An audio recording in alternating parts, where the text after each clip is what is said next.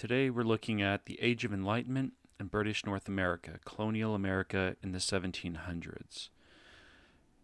We need to understand that the early modern era witnessed changes in human thought for Europeans and their colonies.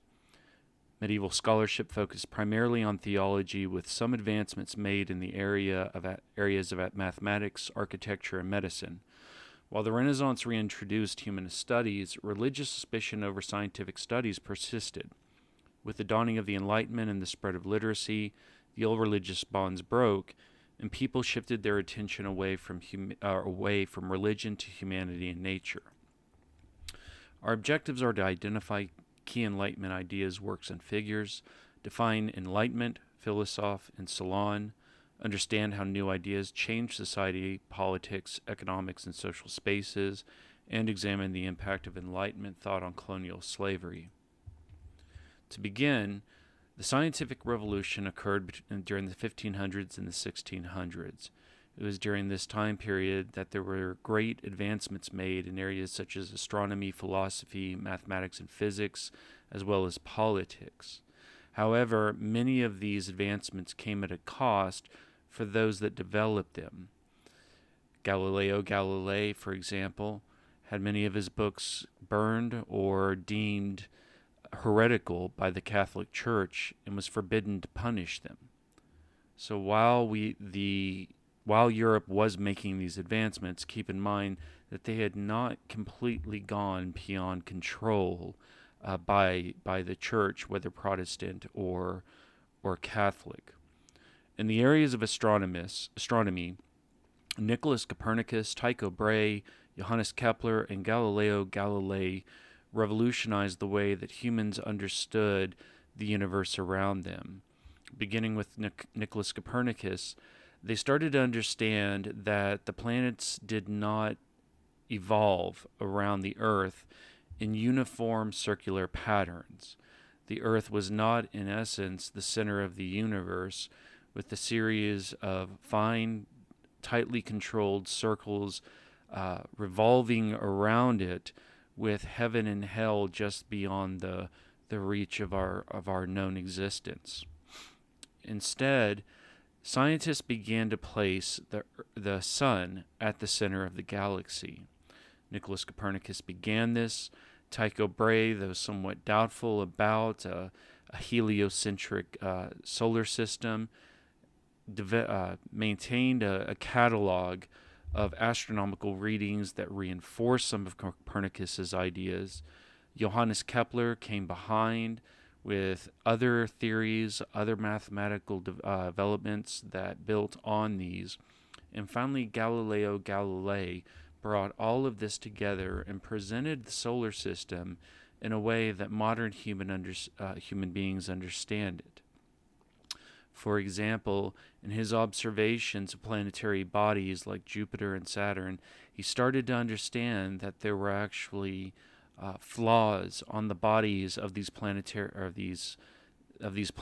and their moons. He noticed craters on the moon. He noticed some of the sunspots, or not the sunspots, but the great storms that ravaged Jupiter's atmosphere.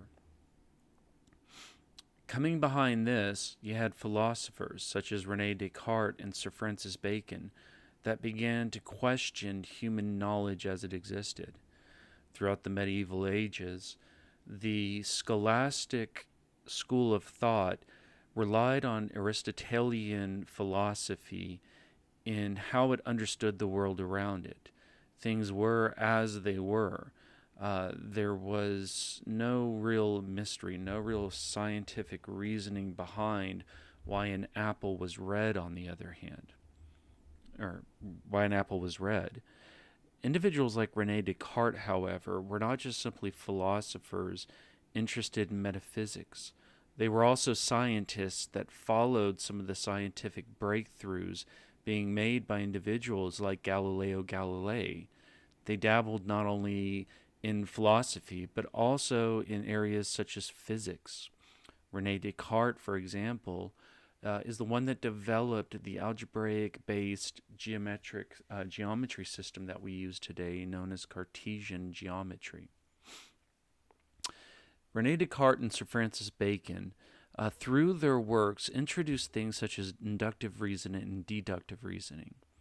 René Descartes is more commonly tied to deductive reasoning, where you start with a premise that you know, of which you are certain, and you branch out from there to understand the nature of other areas of inquiry. So, for example, he wanted to understand being. He wanted to understand, what it meant to what it meant when the human mind sensed the world around it. And so he started with a very simple proposition, which was cogito ergo sum, I think, therefore I am. Using his knowledge that there must be a God, that God must be all good, he broke down the world around him until he finally understood that not all knowledge is granted to us a posteriori, or a priori. In other words, weren't just simply born completely into life with knowledge, that we did develop knowledge over time through thought, through reasoning. Sir Francis Bacon would come behind this as well. He would challenge Descartes' deductive reasoning method, though. Instead, he selected inductive reasoning. In other words, you start with a hypothesis. You make empirical observations of the world around you. And through these observations, through data, through evidence, you come to an understanding of the question that you began with at the beginning. And it was through Sir Francis Bacon that we really developed the modern scientific method that begins with the hypothesis. It goes through a series of experiments in which data is collected. The hypothesis is then tested, and if it is found true, it is then accepted as the conclusion. It was in mathematics and physics, though, that humankind really in Europe broke beyond the old barriers to knowledge. And to this end, we have to give credit to Isaac Newton and his publication of his seminal work, Principia Mathematica. Isaac Newton, in Principia Mathematica, for the first time, put forth mathematical models, mathematical equations that explained phenomena such as gravity. He was the first to present 3 universal laws that could be mathematically proven to explain why an apple falls, why a body in motion will impact with another body with such force, and the expectant result of this conclusion. And even today, in many physics high school classrooms around the country, teachers still start with Isaac Newton's theories and his understanding of the laws of gravity at the beginning of their physics classes. So it would be individuals like Isaac Newton that Enlightenment thinkers would turn to as they tried to further what he began and unlock certain universal laws of how people should act and how people should behave. In addition to this, there were advancements during the scientific revolution in the arena of politics. Really, in politics, there was a conflict, a struggle, if you will, especially within England, over what kind of government was more natural, what kind of government was best, whether it was the form of absolutism practiced in France, where monarchs maintained absolute control over the government, over sovereignty of the state. And this absolute authority then trickled down through the nobles, through the church, landing heavily on the masses of the commoners. Or whether instead government was rested on the consent of the governed, that in fact there was a constitution or a social contract that existed between a sovereign and between the masses as to what rights the sovereign was given and what rights the masses maintained. And so we begin to see during the scientific revolution the struggle over what human liberty was, what liberties humans gave up when they entered into a society, and what liberties they maintained. In England, Thomas Hobbes argued for absolutism. He claimed that in a state of nature, humans were barely any better than animals. In fact, the only thing that really separated them was their ability to reason. In forming governments, human beings basically surrendered all of their rights, all of their natural liberties to the sovereign in exchange for peace and stability. After all, as Thomas Hobbes noted, life without government was nasty, brutish, and short. Thomas Locke, on the other hand, rejected this outright. He looked and he saw that human beings in a state of nature were free, that they were sentient, that they were capable of reason, but that some human beings did present a threat to the safety, the security, and the property of others. What happened was that human beings came together into society, into a society. They formed a government to better protect their liberty, to better protect their rights, to better protect their property. And in forming these governments, they did not surrender all of their rights, all of their freedoms. Instead, they surrendered some with the express desire, the express, demand that the sovereign recognize these rights and not overreach. And should a sovereign do so, he or she could be overthrown by the masses because they maintained that fundamental right in forming that government. Keep in mind, though, that Thomas Hobbes and John Locke were living in a unique age in England. Thomas Hobbes himself would live through the English Civil War, a time in which King Charles I, the successor to King James I, had attempted to create an absolute monarchy and to maintain it. However, these notions of freedom, these new notions of government that were starting to develop, resisted these efforts on the part of King Charles I. And the result was the English Civil War, in which King Charles I was not only overthrown, but he was executed by Oliver Cromwell, the English Parliament, and the parliamentary soldiers and citizens that followed their banners. This was unique, and it was shocking to much of Europe, because for the first time, not only was a king overthrown, but he was outright killed by those he was expected to govern, by those that many Europeans viewed he had a right ordained by God to govern. Now, later, the English monarchy was reestablished after the English's first attempt to govern, to exist without a monarch, ultimately failed. However, this spirit of liberty did not leave the English people. Later, after James II, who followed behind Charles's son, Charles II, once again attempted to establish not only an absolute monarchy, but a Catholic one at that, the English once again rose up against him, and in the Glorious Revolution of 1688, they renounced King James II as their king and invited William of Orange and his wife, Queen Anne, to come to the throne, or his wife, Queen Mary, to come to the throne and govern in his stead. In order to do this, though, they would have to accept an English Bill of Rights, a Bill of Rights which we will address later in this video.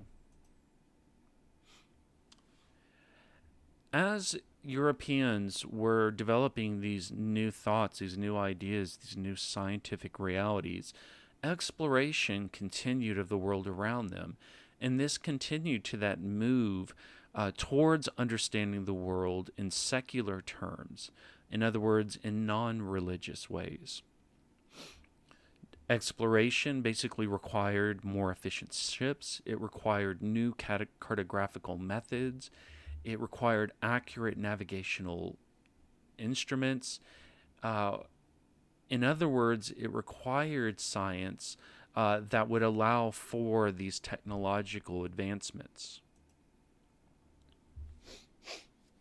Building on all of this was the Age of Enlightenment. The Age of Enlightenment would be a period that dominated the 1700s, in which Europeans that embraced this movement looked to the human mind to explain the universe around them. They began to reestablish not only government, but society as a whole based on secular principles and not religious principles. For British North America and England, this began with the English Bill of Rights. This was that document that was created in 1688 that William and Mary had to agree to before they could ascend to the English throne. In this document, the new monarchs agreed that Parliament from that point on would have a very clear-cut role that the sovereign could not infringe on in the governance of England. This role included things such as taxation. Parliament would be the body that determined what taxes were levied on the English people and not the sovereign. There were limitations on what the crown could do, on how far they could go to exercise control over the people. And certain individual rights, such as the right to freedom of conscience, freedom of liberty, freedom of the press, were also agreed on in this document. As this was happening, intellectuals were publishing new books that extended some of these thoughts, that tried to reorder the world around them into a world that was governed based on universal concepts of freedom, of good governance, of the proper way to even educate a child. Now, there were many individuals involved in this movement, but there are four that we will focus on here. The first was Charles-Louis II Baron de Montesquieu, commonly known as Montesquieu, and his main publication was The Spirit of the Laws. In this, he tried to explore what was the best way to place a check on the powers of the sovereign. Montesquieu himself was a Frenchman, and so he lived under the government of absolute monarchy that was perfected by Louis XIV, the Sun King. According to Montesquieu, the monarch in France had gained too much power, and so what was needed was for the nobility to gain certain rights, certain privileges that they could use to limit the power of the monarch. Now, while Montesquieu was really looking at France and monarchy in his work, later philosophers would take his system of checks and balances and apply it to constitutional governments. And when we get to when the framers of the Constitution sat down to create a new government of the United States of America, they looked back to Montesquieu and his system of checks and balances, and from it gained inspiration in the creation of a three-branch federal system in which a judiciary, an executive, and a judicial branch each exercised their own areas of authority at the federal level. Behind Montesquieu, we have Jean-Jacques Rousseau, whose major political book was Social Contract, published in 1762. And in Social Contract, Montesquieu claimed that the people never truly surrendered their sovereignty. Instead, he argued that government should reflect the general will of the people.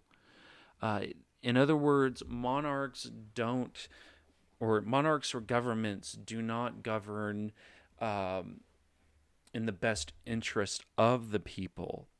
Instead, their actions should at all time reflect the wants, the desires, the expressed will of those they governed.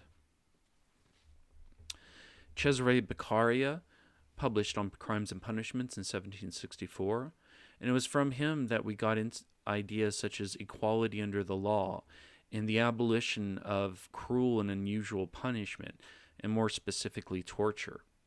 Keep in mind, in the 1700s, torture was still exercised in some countries. There was one instance in France, an instance of patricide that shocked people on both sides of the Atlantic. In this case, a young man had murdered his father. And so what the French courts decided was a fitting punishment was to have this individual taken out in public and then tortured and executed. During hours of unbelievable cruelty for this criminal, the French authorities did everything from forcing him to hold the knife that he had used to kill his father, that had been heated to a glowing red hot temperature. Afterwards, they pulled pieces of skin from his body using a large pincer-like tool, and afterwards poured molten lead on the open sores. Finally, they quartered him as punishment, as a way of execution. Now, understand that quartering and drawing meant that a rope was attached to each limb of the person being tortured. And then horses were then sent in 4 different directions, tearing the appendages from the body. Now, usually this resulted in a very grisly but somewhat quick death. In this particular instance, though, the horses that they chose were not sufficiently strong. And so what the executioner had to do was basically cut away at muscle and tendon until finally the limbs were pulled from the body. At this point, the crowd was absolutely shocked because, according to witnesses, they could still see the chest rising and falling. In other words, the young man had survived, was still breathing, and no doubt felt and understood what was happening to his body. So when the framers would come together in the 1780s and frame a new form of government, one thing that they were determined to do was to make sure that no such instances of torture, of this type of punishment, could be used on citizens of the United States of America. Finally, there was Adam Smith. He published in 1776 a book known as The Wealth of Nations, and in it he presented the first major treatise on capitalism. In it, he presented such ideas as laissez-faire. In other words, leaving an economy alone, not having the government constantly try to interfere in its workings. And one thing that he really struck at with laissez-faire was this old practice that governments had of issuing patents and issuing privileges to certain nobles, to certain wealthy individuals that would protect their business against competition. This was a way to prop up the interests of wealthy families against the ebbs and tides of the economy. Instead, according to Smith, the economy should be left alone. Instead, the invisible hand of the market should determine the fortunes of governments, not of governments, but of businesses. Those businesses that were efficient, that produced quality items at reasonable rates, they would be the ones to flourish. And businesses that could not keep up, they should be left to die.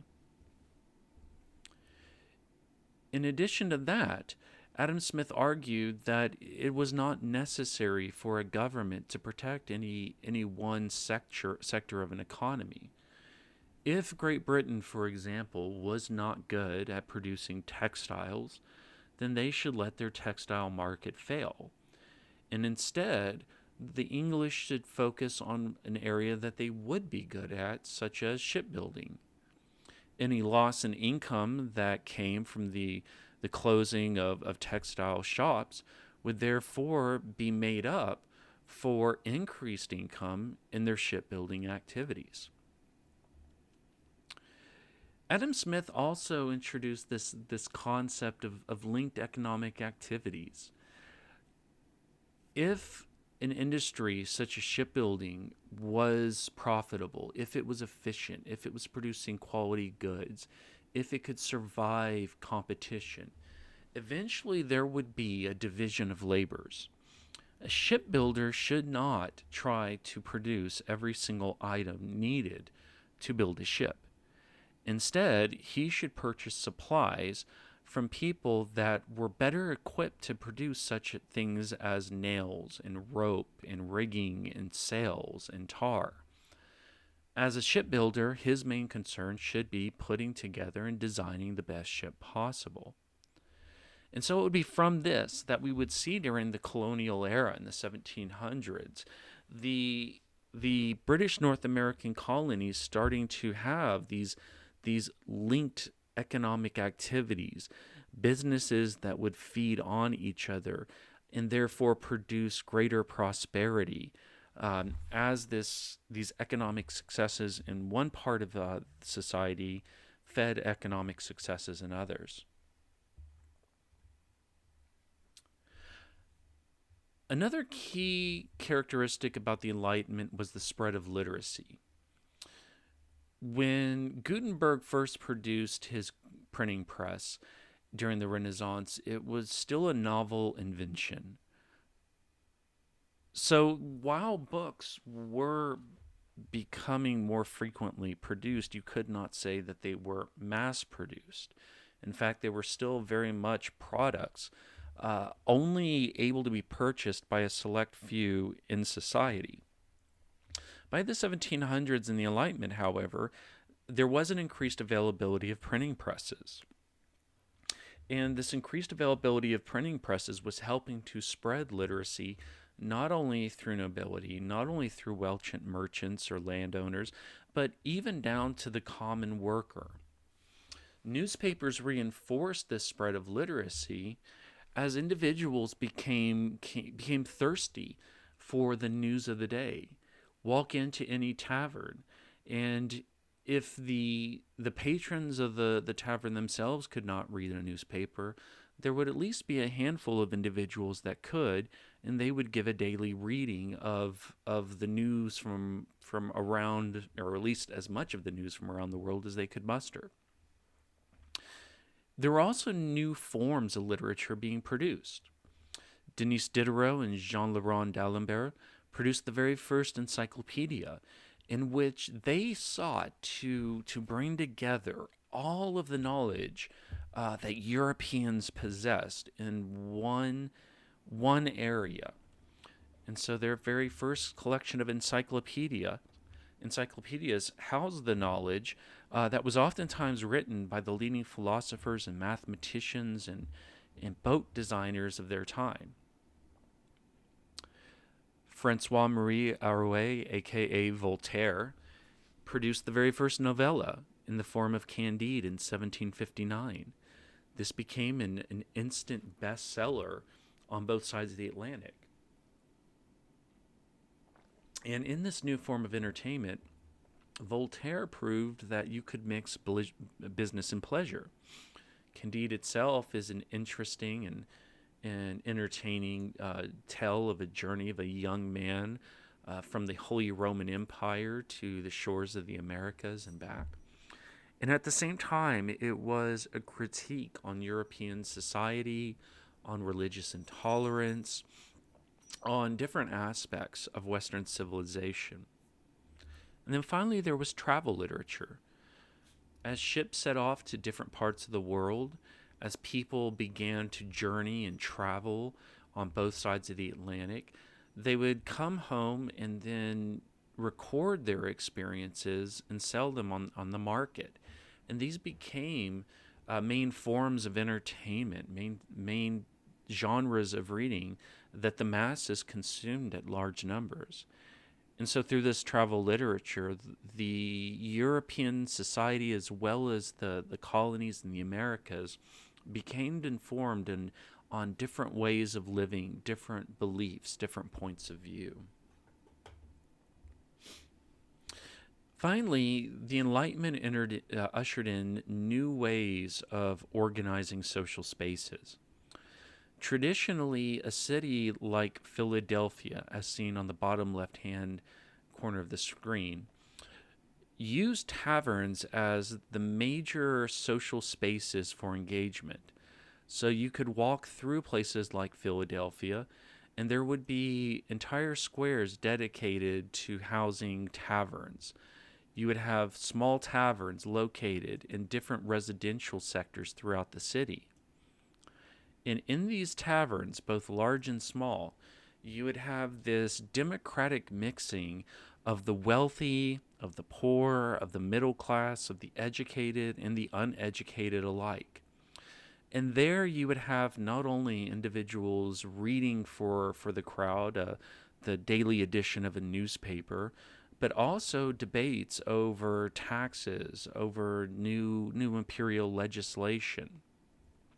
You would have merchants wheeling and dealing over in the corner, while dock workers relaxed and perhaps even complained about their day at work. Eventually, though, as society enjoyed this new consumer revolution that was exploding, this new economy that was churning out goods and services meant for consumption, wealth became more and more of a divider of the social scene. And so some patrons began to frown at this very egalitarian mixture within the tavern sphere. Instead, they viewed it as antithetical to business, as not good for one's character or one's reputation. And they began to try to separate themselves socially. And so, one way to do this was through the coffee house. And so, coffee houses in alternate taverns began to spring up in areas that catered to the business class specifically. So, if we were to take a look at, for example, Old London in Philadelphia, what you had in Old London was a new business that catered specifically to this increasingly stratified society. When you entered into the first floor of the New London, on the first floor, you would encounter the tavern that was open to the general public, where you had more of an egalitarian mixture of people. But then it was the second floor of the tavern where the real business, the serious business, took place. This is where the coffee house was located, and they were often a supplement to taverns.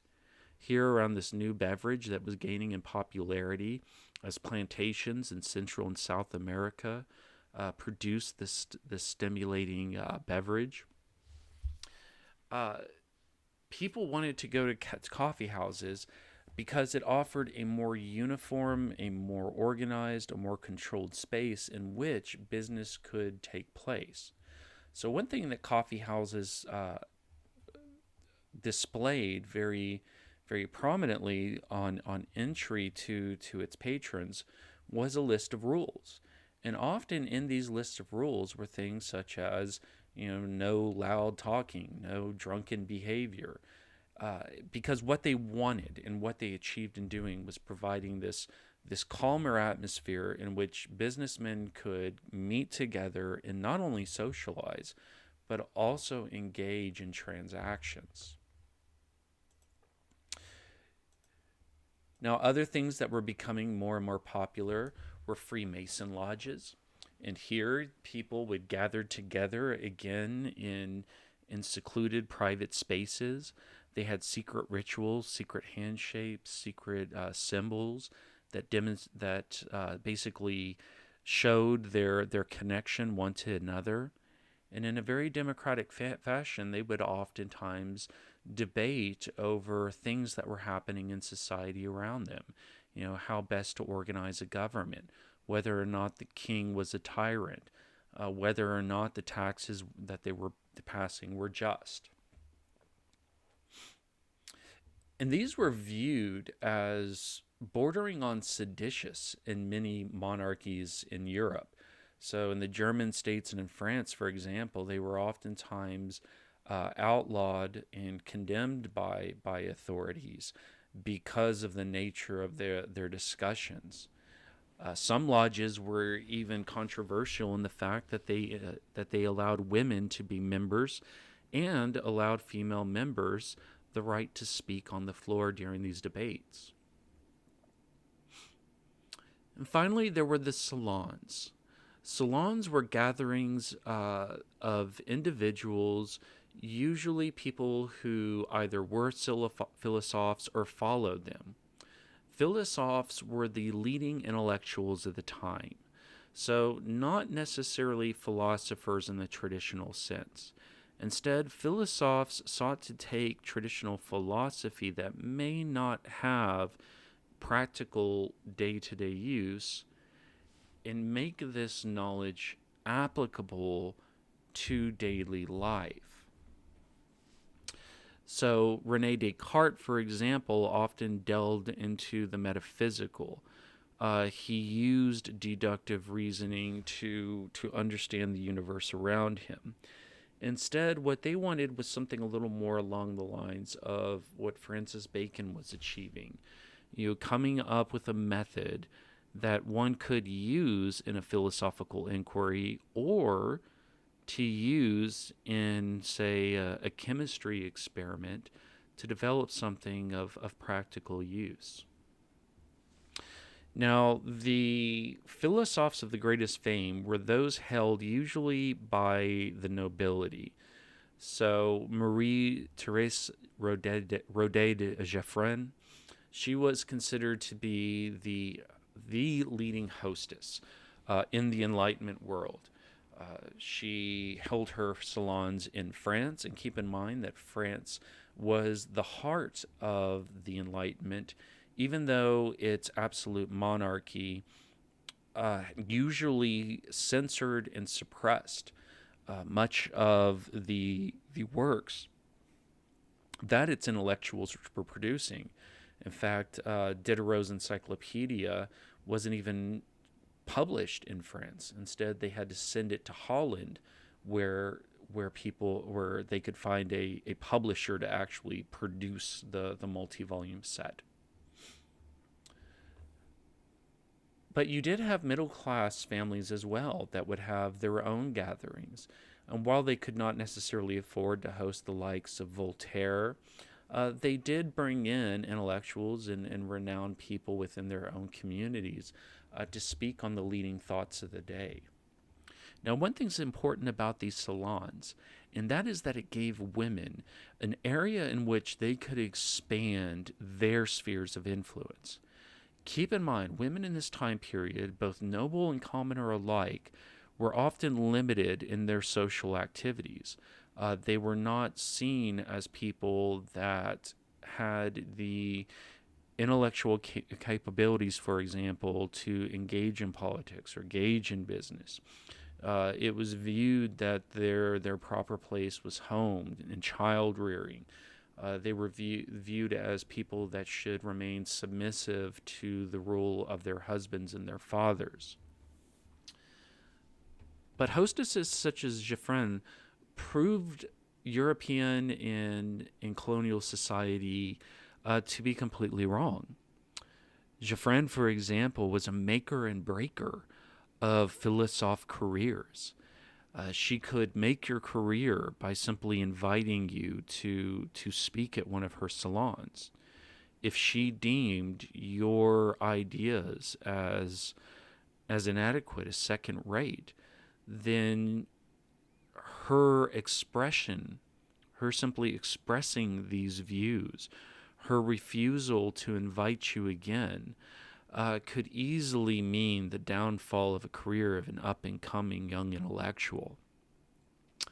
Likewise, Joffrin could host certain intellectuals on whose views she agreed, on whose views she wished to see advanced, and in doing so, give individuals with views such as those of Voltaire, individuals who rejected torture, who rejected absolutist monarchy, who rejected religious intolerance. She could give these views heightened influence by really being a an influencer herself.